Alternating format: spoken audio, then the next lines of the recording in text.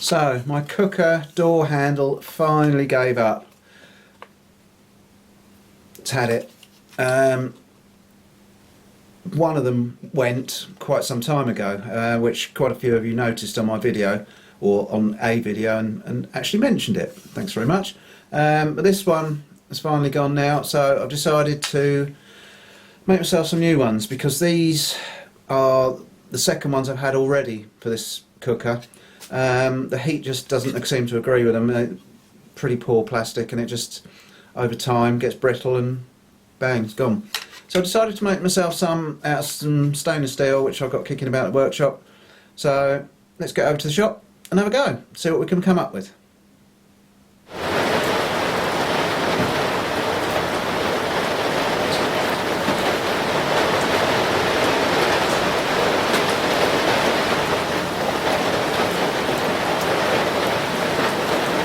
Okay, so you can hear what sort of a miserable day it is out there.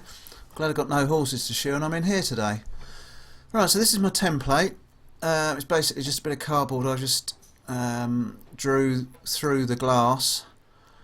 And those 4 dots are where the bolt holes go. Now the stainless is up there somewhere, amongst that rusty old steel. So let's see if we can get up and get hold of some. There's a bit of a minefield on the floor, so I've got to be careful what I tread on. Everything's loose. Right, that's the smaller one. And that's 1/2 inch.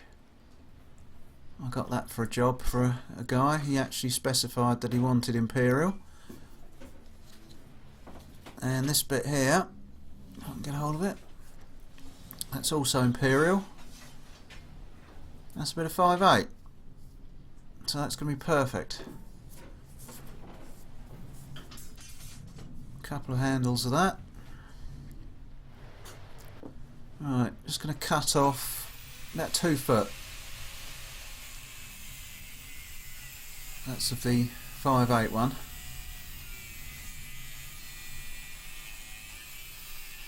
Which should be just about enough. Hoping it's not too much, because I haven't actually, to be fair, measured it. I made the template, but I forgot to actually measure the distance, so I'm guessing that standard appliances are about 600 wide, or 600 mil. And this is the 1/2 inch. I'm just going to cut a little bit off of this because I've got a long length. I only need a few inches. So I'll stick that bit back in the rack.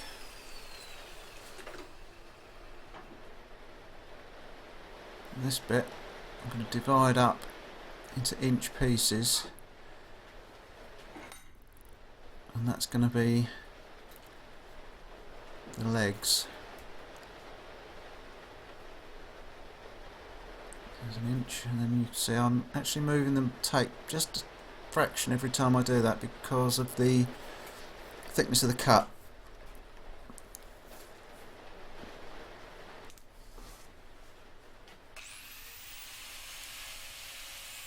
I love these cut-off wheels, they're so handy.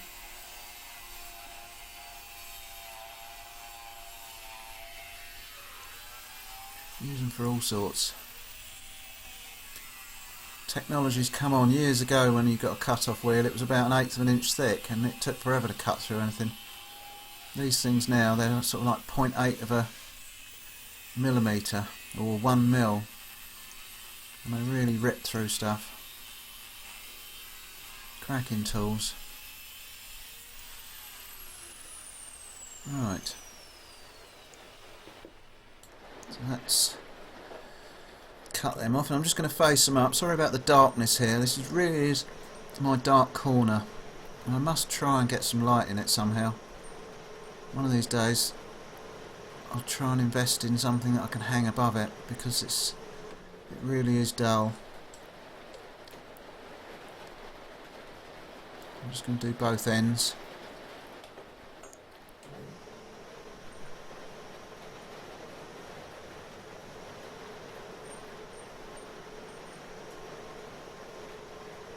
only is it not much good for you viewing, it's difficult for me to see what I'm up to anyway. So that's just tidied up the ends. Just made them flat if nothing else. They don't have to be precision, because neither end will be seen. I want to start with them both flat.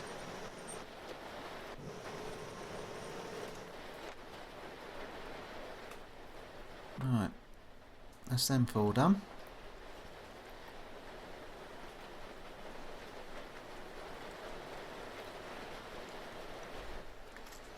Now I've rigged up a it's not really a light, it's a torch, flashlight. I've just hung it above the lathe, and it's certainly made a difference. So I think I'm going to have to invest in a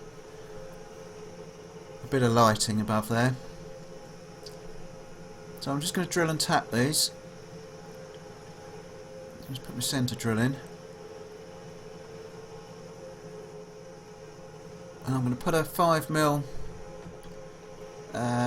tap in, or thread in. So this is a 4.2mm drill.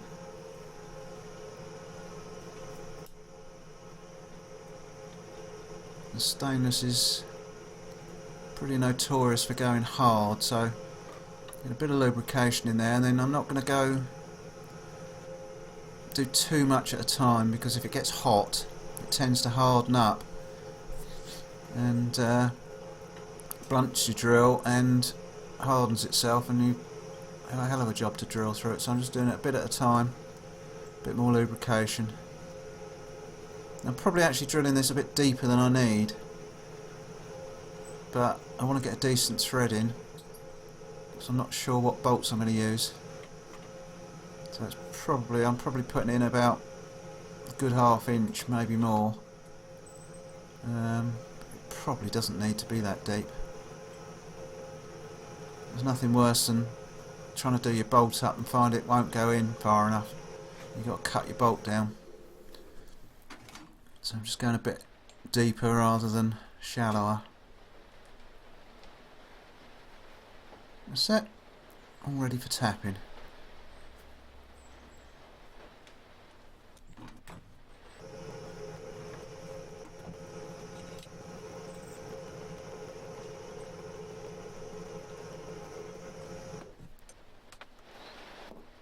So, over to the vise.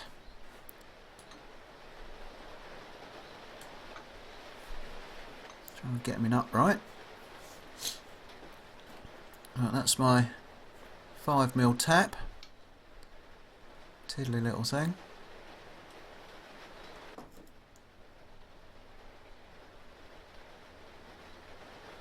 I'm just going to gently start it till it's taken hold, and then check that we're actually upright in both directions before we start giving it any.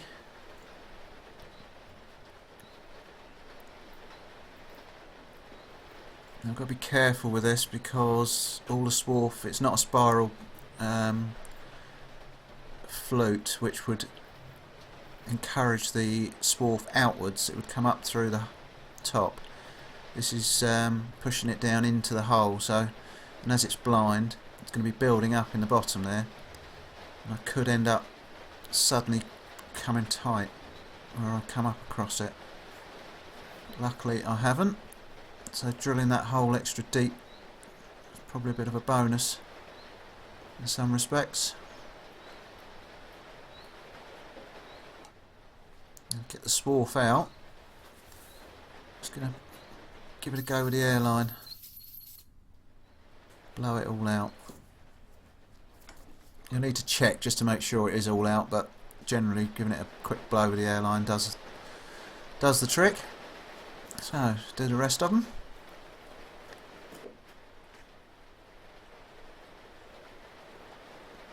Bit of lubrication. Great stuff as a CT90. It really does make a difference. Oh, that's loose in the vise, so let's just tighten that up again. See, that's not quite straight, so I'm going to have to check that. There it is, that's better. Much better.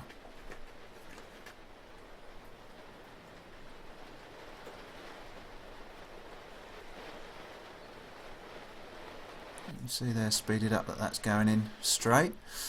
Right, so now they're all tapped. You can see that the problem I've got now is that they don't line up very well. There's big gaps either side. And I want them to fit nice and tight, so I'm going to take the middle out of these sort of legs with my die grinder. So we'll stick it up in the lathe in the vise again.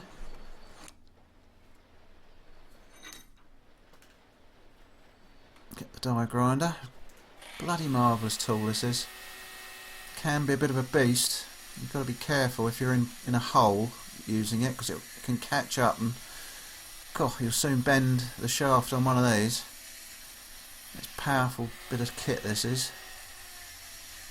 Now probably would have been better with a straight tool. I think I've got a 10mm straight one. Probably would have been easier, but you can do it with these Christmas tree type ones. You just have to be sort of a bit careful how you do it. You have to watch as you're going through to make sure you're getting even cut both sides. And you can see even with that carbide tip that gets hot, very hot. And I'm not running that at full speed either. You can see the steam coming, or smoke coming off there, off the oil off my fingers, how hot that is. I'm just going to rub the burr off, which is what I was feeling for.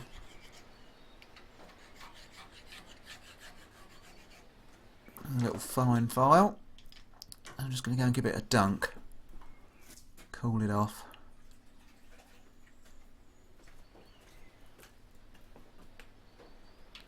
And there you can see quite a nice, what do they call that? Yeah, one of them. It should now fit quite nicely around this 16mm. They call it a bird's mouth or something or other. Whatever it is, doesn't matter. You can see what it is. So, do a couple more. Well, 3 more to be precise.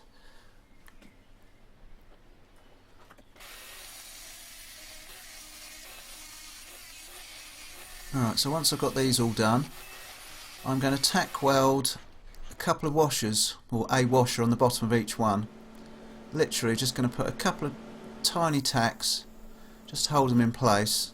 I'm just going to act as like feet between the actual stub and the glass. I just think it'll spread the weight, it'll look nicer, and the glass has got quite big holes, so I don't want to risk them showing. So that's it. Just literally 2 tacks. This is the machine I'm using. It's an R-Tech. That's a letter R, Tech. 210 amp AC/DC set. And what I'm doing is just literally, I've got it set at 68 amps. I'm just literally full pedal for each tack.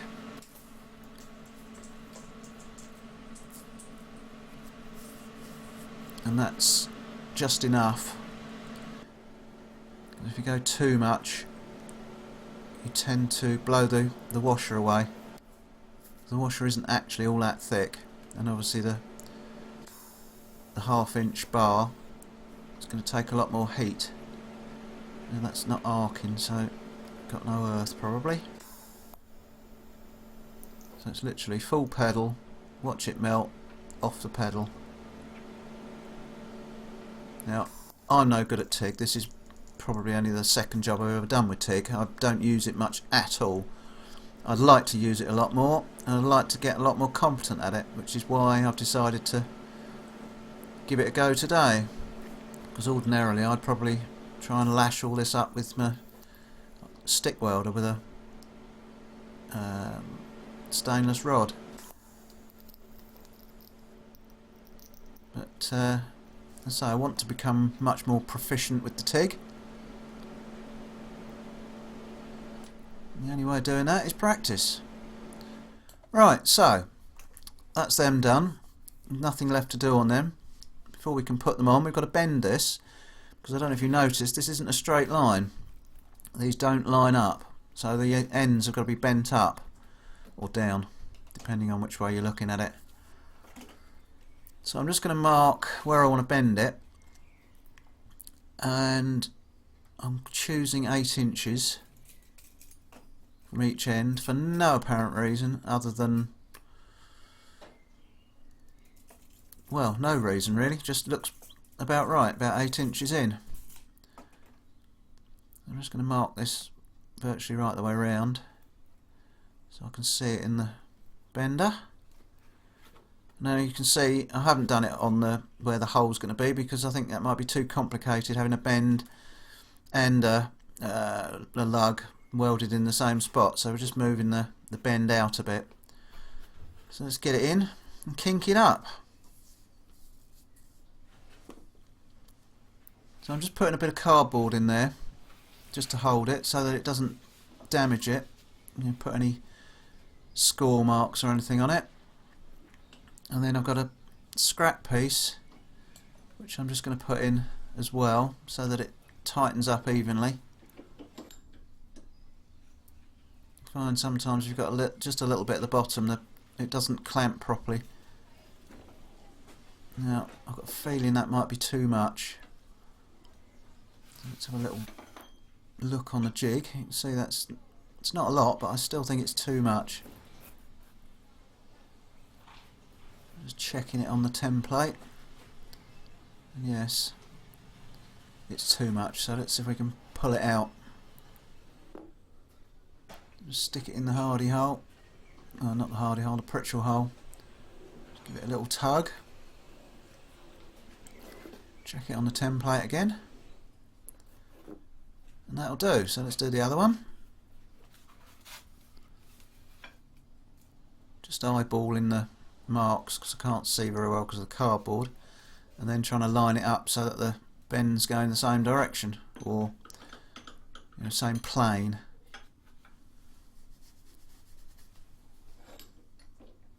And this time let's see if we can do just a little bit less. Oh, I think that's probably still too much. Yeah, looks like it's too much to me, so I'll just pull that one out. Just check it on the template. Yeah, too much.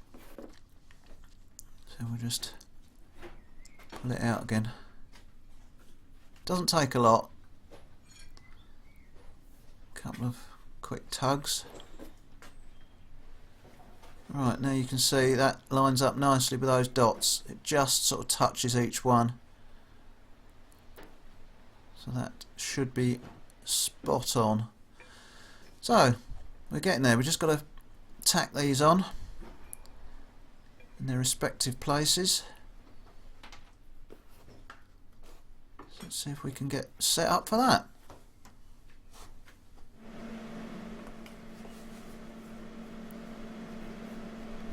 So as I said, I'm no good at TIG. This is very much experimental. And my first mistake is I didn't turn it up from tacking the washers on. So let's just turn it up a bit more, because there wasn't enough juice to melt the two heavy pieces together. Let's try again. That's better.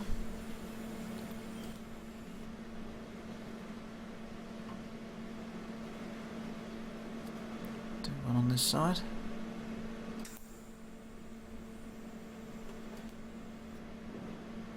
There we go. Literally just a tiny little tack. Just hold them in place.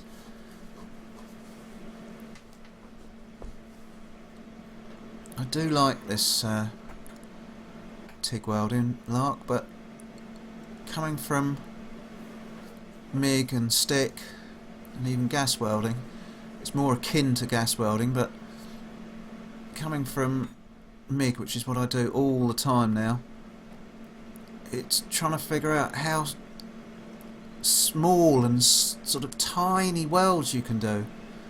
It's just incredible. When I first started playing about with this, I was blowing holes in everything because I couldn't get to grips with how tiny a weld you can actually do. And you can see there, it's just a tiny, tiny little spot, but it's got it.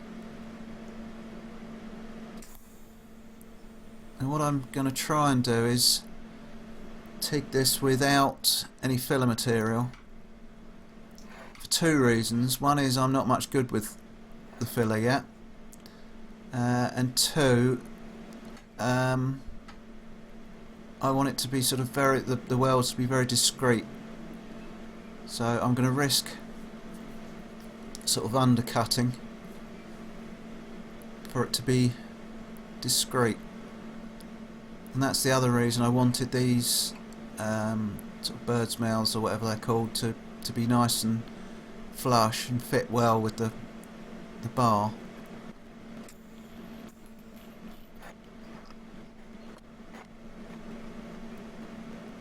So I didn't really need to use any filler, hopefully. So there we go, we've got them all tacked on. So now I'm just going to whiz around them if I can. As you can see, I'm a bit shaking. I haven't got my technique established yet, but I'm sure I will. Like I say, it's just practice, practice, practice. The same with everything. Problem is I don't get the jobs coming in that really warrant TIG, so I've got to sort of invent jobs so I can use it. I don't know if it will focus, but you can see there I've sort of achieved what I wanted. It's fairly discreet. It's a little bit undercut, but with them being solid I'm not too bothered, and with what they're going to do, you know, they're not exactly structural. Now there's not earthing again.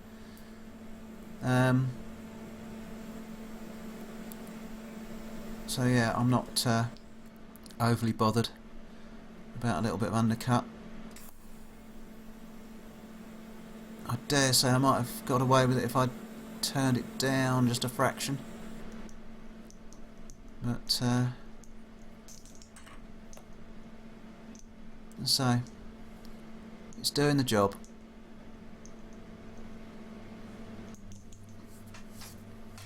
So just do the other side, and we can rock and roll.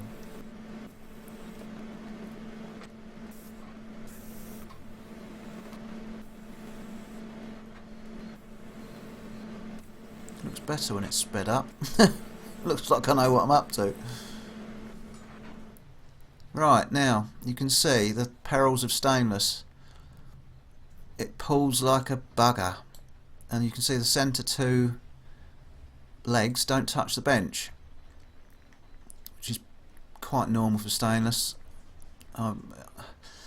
If you're doing anything critical, you need to clamp it all down, because it just goes everywhere. So I'm just putting it over the hole in the fly press, got it resting either end, and I'm just going to use a little block of wood, just give the centre ones a gentle pushing. Now I'm hardly putting any pressure on this fly press at all, but I'm hoping that'll just be enough just to pull that little bow out.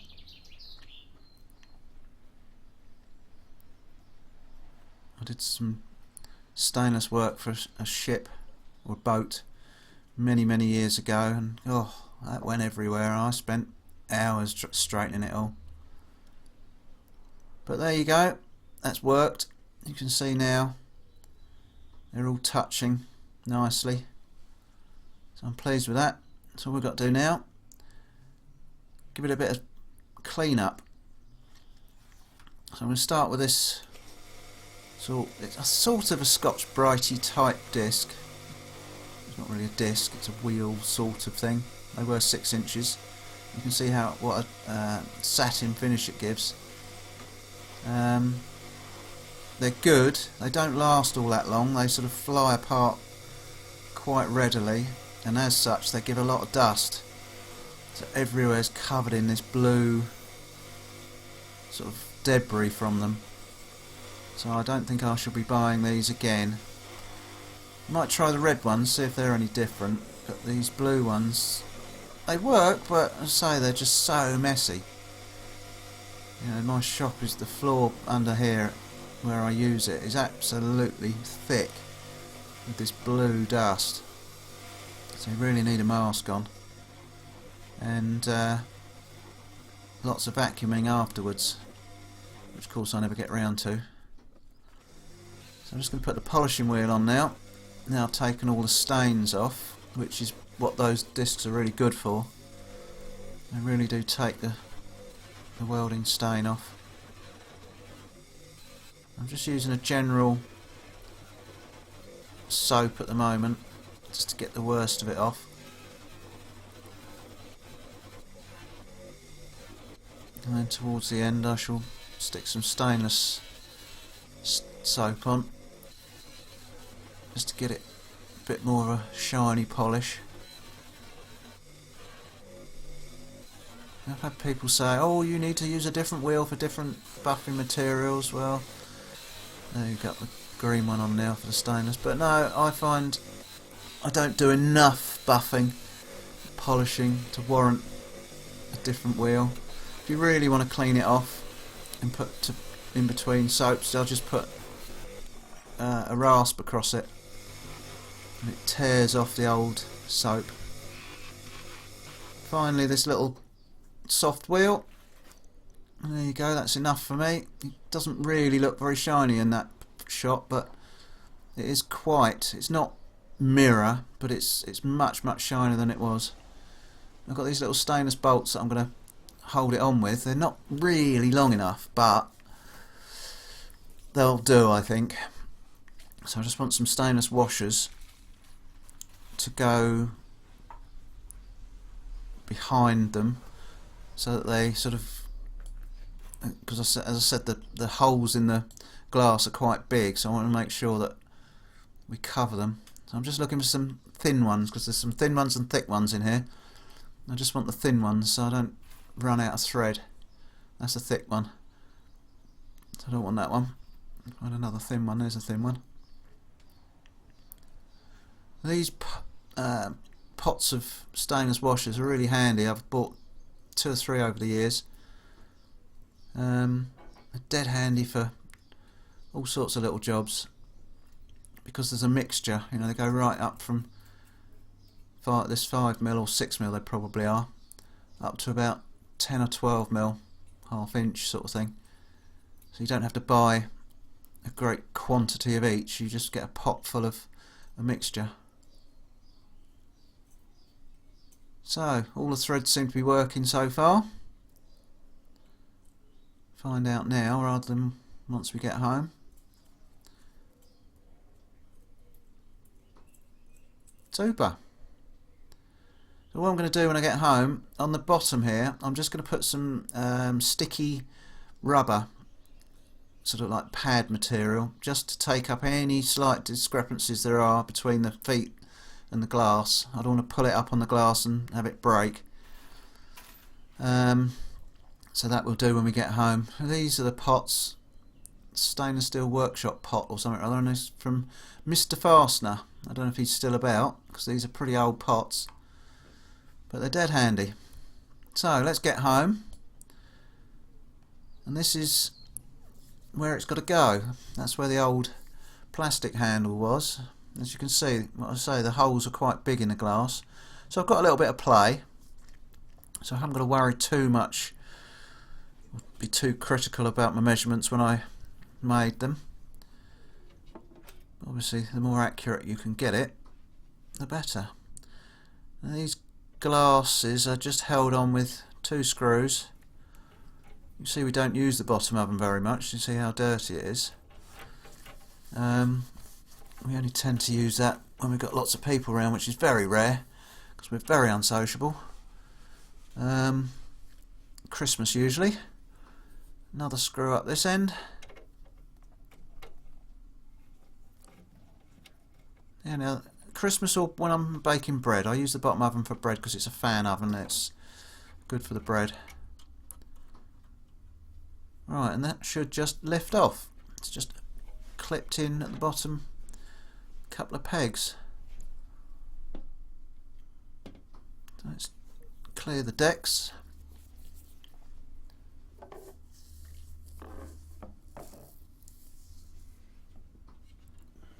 Get that up there.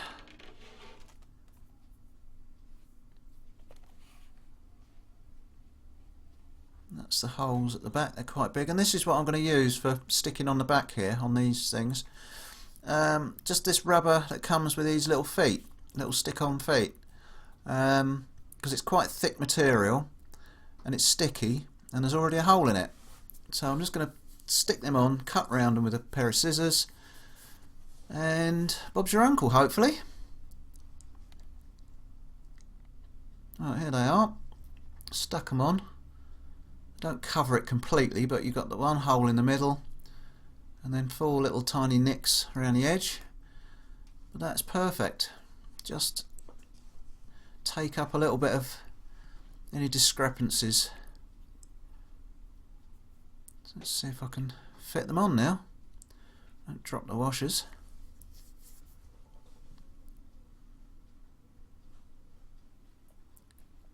Get it the right way up, Gary.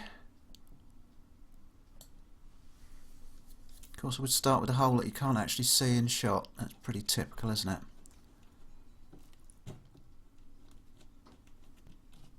And of course, it won't go in either. So, off to a good start. You can't see it, and I can't get it in. So, I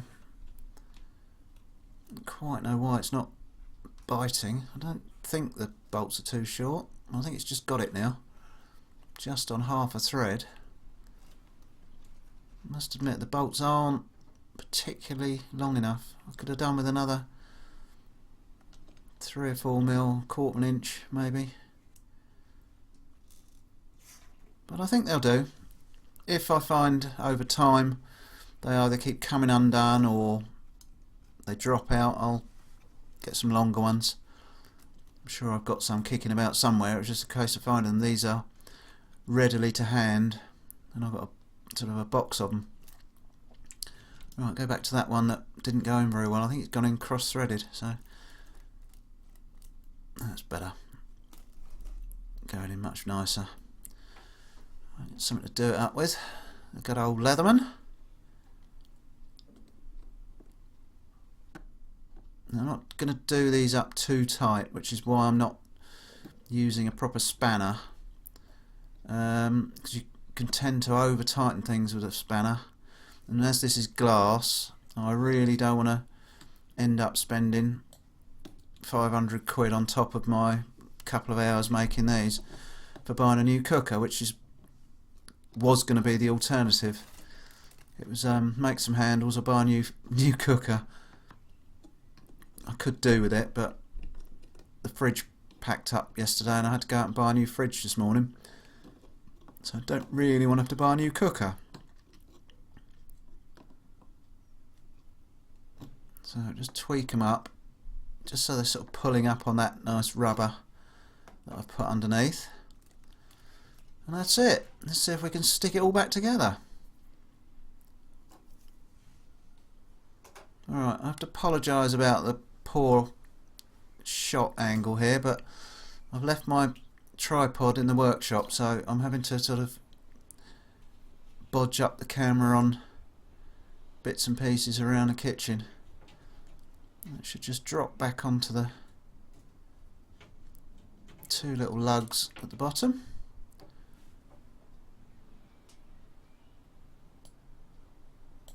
Stick the screws back in.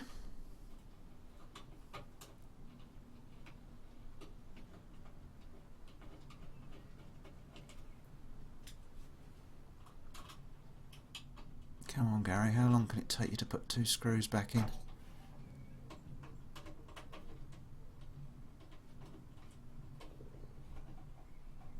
And the only other test I will have to do is check that these don't get hot, as the others were plastic. There you go. they might. So I'm going to have to do a little test. I'll put the oven on and check it out. But there you go, got them both on there now. And I think they look much better than the broken plastic ones. The only thing I did do was I guessed at 2 foot 600mm. They're about 10mm too wide. So we've got about 5mm each side sticking out, but oh, what the hell. And if this will focus, which it probably won't. Oh yeah, just about. You can just see the undercut, tiny amount, but hey ho, you know, it's quite discreet, it's neat, or neatish. You're not really going to be looking down the top there at them. I'm pleased with them for my first proper attempt at TIG welding on a decent or on a proper job. So there you go, saved myself forking out for a new cooker. So we'll test out to see whether they get hot, which I hope they don't. So there you go. Thanks for watching. Catch you on the next one.